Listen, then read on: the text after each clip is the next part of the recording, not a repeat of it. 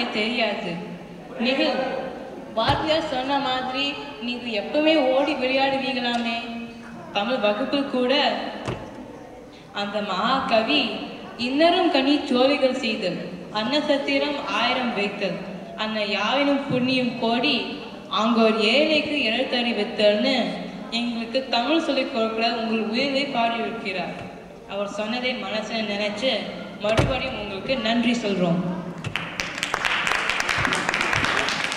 அடுத்து நிகழ்ச்சியின் கடைசி கேள்வி. நேர்களுக்கு ஒரு எளிதான கேள்வி கேளுங்க கவின். ஐயம் தெளியதற்கு முன்னால கம்பனை கண்டிச்சு ஐயம் தெரிஞ்ச பின்னால் கம்பன் தமிழ மயங்கி கம்பனிடமே சரணடைஞ்ச புகழ்பெற்ற திரை கவிஞர்.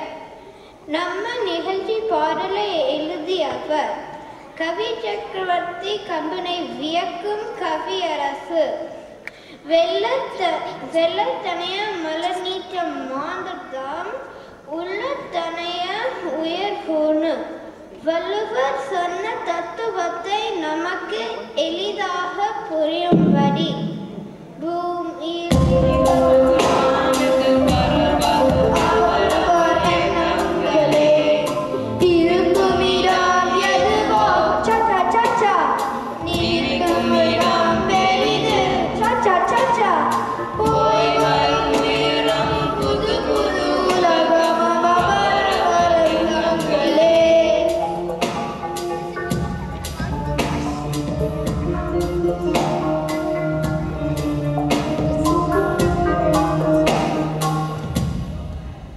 என்று பாடியவர்.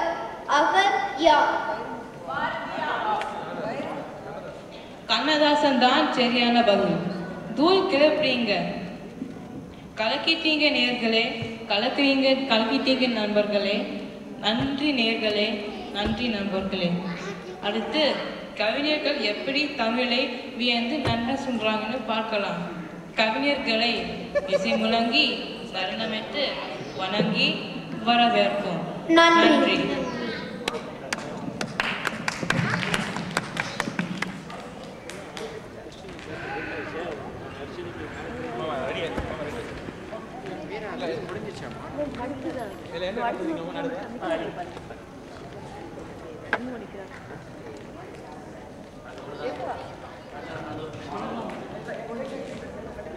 அடுத்து வரப்பதான்